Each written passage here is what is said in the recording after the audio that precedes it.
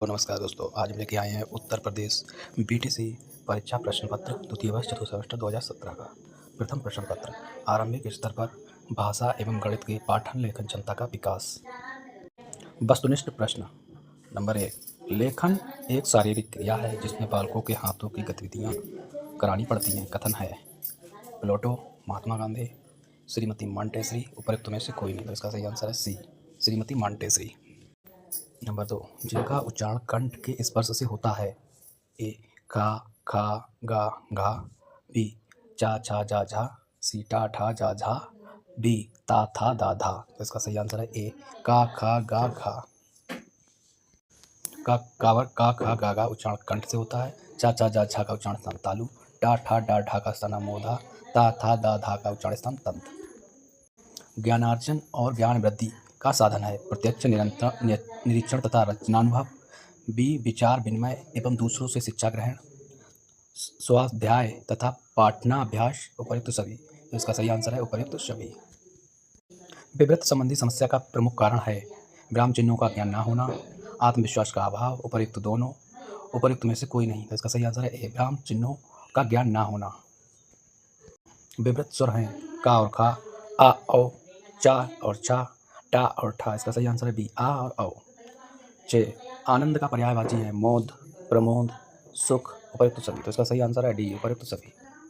निम्नलिखित में से कौन सा संयुक्त व्यंजन नहीं है।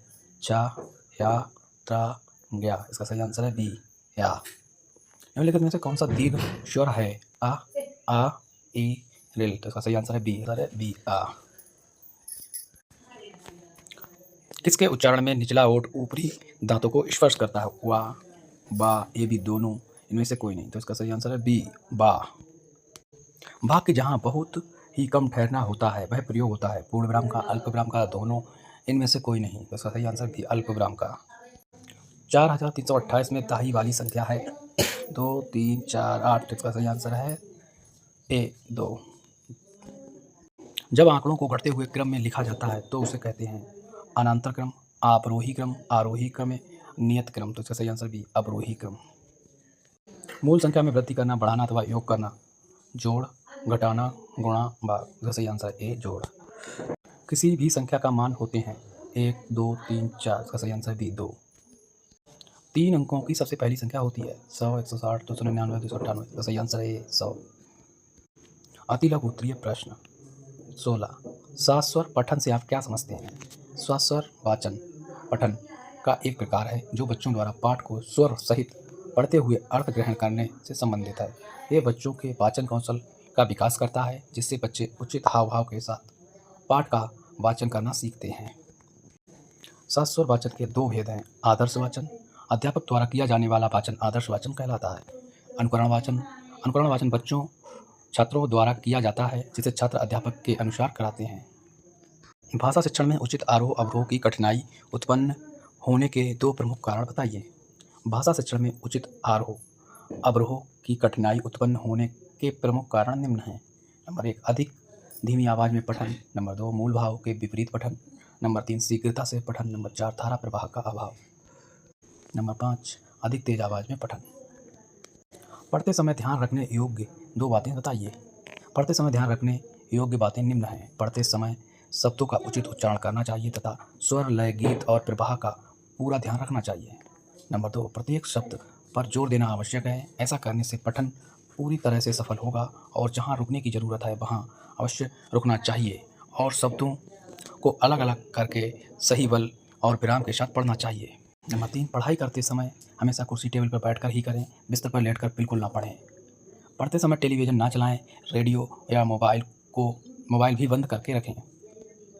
असुंदर लेखन के 2 कारण बताइए। असुंदर लेखन के कारण निम्न हैं। कलम पकड़ने का सही ढंग या तरीके का सही ज्ञान ना होना, लिखने की कापी तथा आँखों की दूरी का उचित ना होना। नंबर 3, लिखते समय कामा, अल्पविराम, पूर्णविराम आदि का उचित प्रयोग ना करना। नंबर 4, लिखते समय बालक को बैठने का उचित ढंग का ज्ञान ना होना। पठन कितने प्रकार के होते हैं। पठन मुख्य रूप से 2 प्रकार के होते हैं। सस्वर पठन, स्वर सहित पढ़ते हुए अर्थ ग्रहण करने को सस्वर पठन कहते हैं। नंबर 2, मौन पठन। मौन पठन पठन का एक प्रकार है जिसमें लिखित सामग्री को बिना आवाज़ किए भावार्थ को समझते हुए पढ़ना शामिल होता है। इसमें नेत्र तथा मस्तिष्क दोनों सक्रिय होते हैं। शब्द किसे कहते हैं? वर्णों या ध्वनियों के सार्थक मेल को शब्द कहते हैं, जैसे विद्यालय, पुस्तक, राम, श्याम, मोहन इत्यादि। श्रुतलेख किसे कहते हैं? श्रुतलेख का अर्थ सुने हुए को लिखना या सुनकर लिखना। श्रुत का अर्थ होता है सुना हुआ। इस विधि में से एक व्यक्ति बोलता है तथा दूसरा सुनकर उसे लिखता है। विद्यालय में श्रुतलेख का उपयोग वर्तनी सुधारने हेतु किया जाता है। स्पर्श व्यंजन का क्या आशय होता है?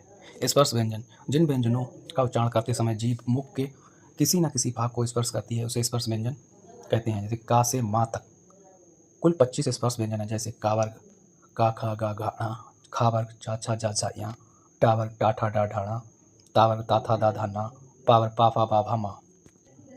संकर शब्द को उदाहरण सहित लिखिए। संकर शब्द वे शब्द जो दो भाषाओं को मिलकर बना लिए गए हैं उन्हें संकर शब्द कहते हैं। संकर शब्द विशेष शब्द होते हैं जो भिन्न भिन्न भाषाओं के मेल से बने होते हैं। जैसे रेलगाड़ी, रेल गाड़ी, इसमें रेल अंग्रेजी है जबकि गाड़ी शब्द हिंदी का है। टिकट घर, टिकट घर, इसमें टिकट शब्द अंग्रेजी है जबकि घर शब्द हिंदी का है।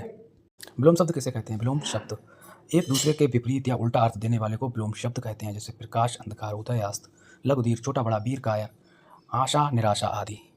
शून्य को किसी संख्या से भाग देने पर भागफल क्या आता है? शून्य को किसी संख्या में भाग देने पर भागफल अनंत अपरिभाषित प्राप्त होता है। जैसे 300/0 = अनंत। वास्तविक मान किसे कहते हैं? वास्तविक मान किसी संख्या का वह मान जो किसी परिवर्तित नहीं होता उसे वास्तविक मान कहते हैं। जैसे 4035 में 3 का वास्तविक मान 3 है जबकि स्थानीय मान 30। उसी तरह 4 का वास्तविक मान 4 जबकि स्थानीय मान 4000। किसी संख्या को शून्य से गुणा करने पर गुणनफल शून्य प्राप्त होता है। उदाहरण से लिखिए, किसी संख्या को शून्य से गुणा करने पर गुणनफल शून्य प्राप्त होता है। 500 × 0 = 0, 1050 × 0 0, 495 × 0 0।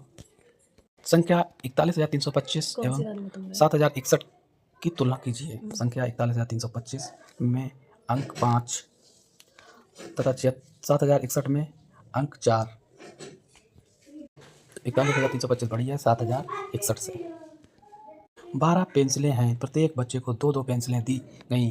कितने बच्चे को पेंसिल मिली? माना बच्चों की संख्या x है, कुल पेंसिलें 12, प्रत्येक बच्चे को 2-2 पेंसिलें दी गई, तो x × 2 = 12, x = 12/2 = 6।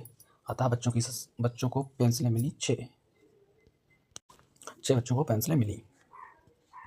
लघु उत्तरीय प्रश्न 31। वर्ण किसे कहते हैं? स्पष्ट कीजिए। वर्ण भाषा की सबसे छोटी इकाई होती है। हिंदी भाषा में वर्ण का अर्थ होता है ध्वनि या शब्द। हम जब कुछ उच्चारित करते हैं तो हमारे मुंह से जो ध्वनि निकलती है उसे हम वर्ण कहते हैं। इसे अंग्रेजी में लेटर या साउंड कहा जाता है।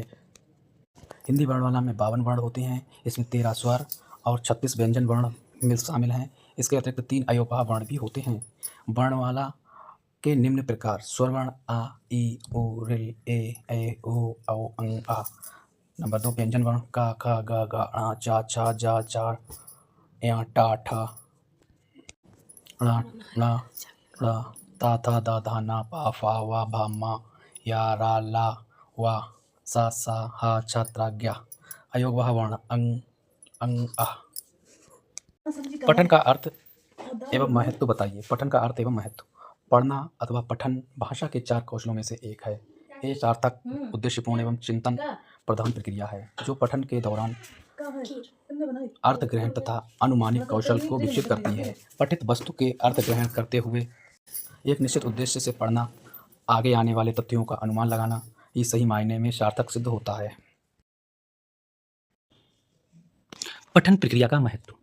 नंबर 1, पठन प्रक्रिया में बालक लिखित या मुद्रित शब्दों को पढ़कर उनका भाव ग्रहण करता है। नंबर 2, किसी लिखित भाषा या चित्र को देखकर इसके भाव आशय का अर्थ ग्रहण करना पठन कहलाता है। नंबर 3, भाषा और विकारों को लिखित भाषा के माध्यम से अभिव्यक्त को पढ़कर समझना ही पठन प्रक्रिया है। नंबर 4, भाषाओं के अतिरिक्त अन्य विषय के बोध के लिए एक पठन प्रक्रिया अत्यधिक महत्वपूर्ण है। नोट, अतः हम कह सकते हैं कि पढ़ना कौशल में अर्थ ग्रहण करना सर्वाधिक महत्वपूर्ण है। लेखन अभिव्यक्ति के विकास हेतु निबंध लेखन महत्वपूर्ण है। समझाइए। लेखन अभिव्यक्ति के विकास में निबंध लेखन का महत्व। निबंध लेखन एक महत्वपूर्ण कौशल है जो हमें सोचने, विचार को व्यक्त करने और विषय को सुसंगत ढंग से प्रस्तुत करने की क्षमता प्रदान करता है। इसमें एक स्पष्ट विचारधारा, सुसंगत वाक्य रचना और सार्थक विषय विकसित करने की कला होती है। निबंध लेखन के माध्यम से हम अपनी भावनाओं, अनुभवों और विचारों को अद्वितीय ढंग से व्यक्त कर सकते हैं। निबंध लेखन एक रचनात्मक प्रक्रिया है जिसमें हम विचारों को सुसंगठित करते हैं और इन्हें सुंदरता से प्रस्तुत करते हैं। ये भाषा का उच्चतम स्तर है जो हमें शब्दों के साथ खेलने की अनुमति देता है। निबंध लेखन का महत्व बहुत अधिक है। ये हमें आत्मविश्वास, स्वतंत्रता और सोचने की क्षमता प्रदान करता है। इसके माध्यम से हम अपने विचारों को साझा करके समाज में बदलाव ला सकते हैं।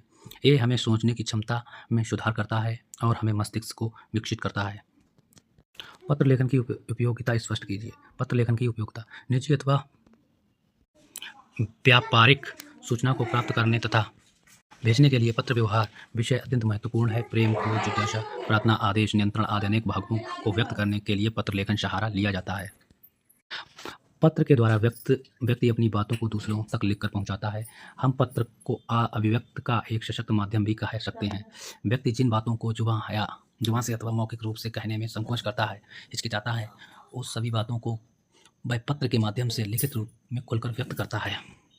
पत्र लेखन का महत्व।